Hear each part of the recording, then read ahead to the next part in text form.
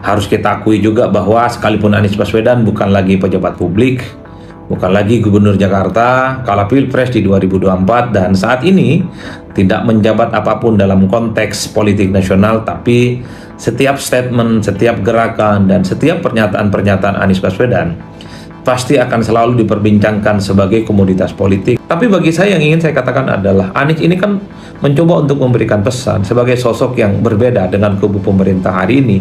Maka wajar yang dikritik salah satunya adalah soal ketidakhadiran Indonesia di masa-masa yang lampau terkait dengan forum-forum internasional yang menurut publik itu sepertinya dialamatkan ketika era pemerintahannya Pak Jokowi, bukan era pemerintahannya Pak Prabowo. Bismillahirrahmanirrahim. Assalamualaikum warahmatullahi wabarakatuh. Saya kira salah satu isu politik yang berkembang sehari dua hari ini adalah soal pidato politik Anies Baswedan dalam Rapimnas Gerakan Rakyat yang saya kira ini memancing satu perdebatan dan bahkan pergunjingan politik hingga saat ini. Harus kita akui juga bahwa sekalipun Anies Baswedan bukan lagi pejabat publik, bukan lagi gubernur Jakarta kala Pilpres di 2024, dan saat ini tidak menjabat apapun dalam konteks politik nasional, tapi setiap statement, setiap gerakan, dan setiap pernyataan-pernyataan Anies Baswedan pasti akan selalu diperbincangkan sebagai komoditas politik. Ada yang mengatakan ini sebagai upaya untuk terus memantapkan eksistensi Anies Baswedan. Ada juga yang mengatakan bahwa ini sebagai upaya bagaimana Anies Baswedan terus eksis dalam konteks politik nasional. Itulah yang kemudian membuat sejak kemarin hingga saat ini ada sejumlah kawan-kawan media yang bertanya apa sebenarnya yang bisa dimaknai ketika Anies Baswedan hadir dalam Rapimnas Ormas Gerakan Rakyat dan memberikan pidato politik yang per hari ini juga menjadi perdebatan. Pertama, harus kita akui Ormas Gerakan Rakyat ini memang sejak awal adalah ormas yang sangat terafiliasi dan bahkan sangat identik dengan Anies Baswedan. Bahkan kalau kita cek satu persatu, para pentolan-pentolan pendiri Gerakan Rakyat ini adalah mereka yang memang sejak awal terkonfirmasi menjadi relawan dan bahkan menjadi tim sukses Anies dalam pemenangan di Pilkada Jakarta ataupun Pilpres di 2024 yang lalu.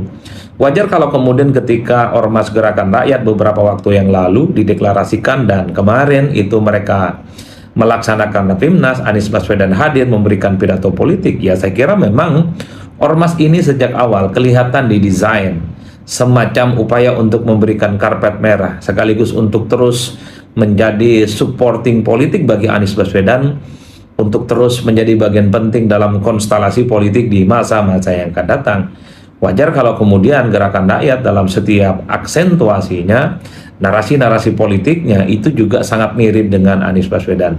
Itulah yang saya kira bahwa Gerakan Rakyat dalam banyak hal memang adalah rumah besar yang sepertinya didesain dan direncanakan sebagai bagian untuk tetap bagaimana memberikan wadah kepada Anies Baswedan supaya eksis, supaya establish dalam pembicaraan dan konstelasi politik di masa-masa yang akan datang. Itu pertama ya. Yang kedua tentu ini sebagai upaya untuk merawat stamina politik Anies Baswedan, karena memang di Indonesia ini ada kecenderungan politik. Kalau dia dulu pernah menjadi orang penting, pernah menjadi pejabat, dan tak lagi saat ini menjadi pejabat publik, biasanya aura kebintangannya itu redup. Tak ada undangan, tak ada percakapan, dan termasuk juga tidak diperbincangkan sebagai sosok yang kemudian dianggap layak untuk menjadi salah satu pemimpin nasional di masa-masa yang akan datang. Dan itu yang sepertinya ingin dihindari oleh Anies Baswedan. Makanya tidak mengherankan setelah tak lagi jadi gubernur kala di Pilpres 2024, Anies sangat kelihatan sekali aktif ya, hadir dalam satu undangan diskusi ke yang lain, baik yang diadakan oleh mahasiswa di kampus ataupun misalnya ormas-ormas secara terbuka. Jadi tidak mengherankan ketika Anies hadir dalam Rapimnas Gerakan Rakyat. Tentu ini dianggap sebagai upaya untuk bagaimana Anies itu eksistensi politiknya terus diperhitungkan, kemudian diperbincangkan, dan yang paling penting setiap pembicaraan apapun terkait dengan politik diupayakan supaya ada Anies Baswedan yang dibicarakan. Makanya ormas seperti Gerakan Rakyat ini semacam menyediakan karpet dan panggung besar kepada Anies untuk memberikan sambutan secara terbuka. Dan bahkan kalau kita dengarkan pidatonya di YouTube misalnya, kan sangat kelihatan sekali gestur politik Anies ketika memberikan sambutan itu merasa at home. Anies seakan-akan merasa di rumahnya sendiri ketika di acara gerakan rakyat ini. Itu artinya apa? Secara chemistry, secara perasaan politik, memang mungkin orang-orang yang hadir dan pentolan-pentolan yang ada dalam gerakan rakyat yang kemarin melakukan Rapimnas adalah mereka yang sebenarnya sejak awal terkonfirmasi dan tegak lurus bersama dengan Anies Baswedan, mulai dari candaan, dari statement-statement, kalimat-kalimat yang dikutip oleh Anies, termasuk juga pantun-pantun yang disampaikan adalah sebagai bentuk bagaimana memang Anies itu kelihatan enjoy, merasa nyaman, dan merasa sangat kelihatan sekali bahwa Anies itu sedang berada di rumah besarnya, yaitu gerakan rakyat ini. Oleh karena itu bagi saya ini sebagai upaya untuk meneguhkan bagaimana stamina politik Anies terus ya muncul di permukaan sebagai bagian dari pembicaraan di masa-masa yang akan datang terkait dengan konstelasi politik di Pilpres ataupun di kompetisi-kompetisi yang lain. Nah, yang ketiga, hal-hal lain yang sering dilakukan oleh Anies ya ketika menyampaikan pidato politik itu adalah soal profiling Anies sebagai sosok yang kritis ya. Selalu memberikan misalnya kritik-kritik yang muncul sana-sini sebagai upaya untuk memberikan masukan, kritik, dan feedback kepada pemerintah. Makanya dalam Rapimnas Gerakan Rakyat kemarin, ada beberapa isu yang disampaikan oleh Anies. Misalnya, Indonesia sejak lama gitu, kemudian absen dalam forum-forum PBB dan hanya misalnya dihadiri oleh Menteri Luar Negeri dan seterusnya. Anies juga menyatakan bahwa gagasan terkait dengan perubahan haruslah tetap dirawat sebagai upaya untuk membangun bagaimana Indonesia itu semakin baik di masa-masa yang akan datang. Ini adalah semacam profiling.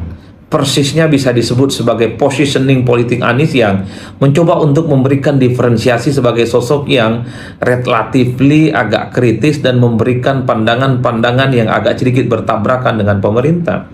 Halo teman-teman, berjumpa bersama saya di Politik Dangi. Teman-teman, luar biasa sekali analisis dari Adi Praitno ya tentang bagaimana Anies mengumpulkan modal-modal agar beliau bisa menjadi Capres 2029. Anies adalah lambang oposisi yang sesungguhnya ya. Bagaimana pidato Anies yang mengkritik pemerintah dari berbagai sisi teman-teman ya, bagaimana Anies sebagai tokoh yang pernah menjadi calon presiden ini konsisten memegang teguh dirinya sebagai oposisi, bahkan ya informasinya bahwa Anies akan membentuk sebuah partai baru ini disambut baik oleh pendukungnya. Bagaimana Anies menjadi primadona perpolitikan saat ini ya. Anies, bahkan masa Anies ini tidak diragukan lagi. Masa Anies ini sangat militan, bahkan tidak sabar ya untuk menunggu bagaimana Anies membuat partai. Dan Anies menghadiri Rapimnas ke-1 Ormas Gerakan Rakyat kemarin, teman-teman, itu menjadi viral. Bagaimana pidato Anies yang menyoroti berbagai hal, terutama bagaimana ketidakhadiran presiden ya beberapa tahun di sidang raya PBB, teman-teman. Ini membuat Anies geram ya, padahal di sana Indonesia bisa menyerukan pendapatnya dalam dunia internasional. Dan Anies Baswedan menyoroti tentang menteri luar negeri juga yang mungkin kurang vokal dan kurang menangani hal-hal yang di luar negeri, teman-teman. Dan apa yang disampaikan Adi Praitno ini sangat luar biasa. Ya, kita percaya bahwa Anies Baswedan adalah lambang oposisi yang sangat konsisten memegang teguh keseimbangan ya. Lewat Pak Anies kita yakin bahwa Indonesia akan maju, akan semakin jaya, teman-teman. Kalau kita lihat bagaimana antusias masyarakat ya terhadap partai baru Anies ini menjadi simbol bahwa ada harapan yang baru bagi Indonesia di pundak Anies ketika kelak Anies menjadi pemimpin ya, dan berharap Anies menjadi ketua umum partai Gerakan Indonesia atau Gerakan Rakyat, ya, yang sangat viral saat ini, teman-teman. Semoga partai ini akan menjadi partai yang besar suatu saat nanti. Bagaimana menurut kalian?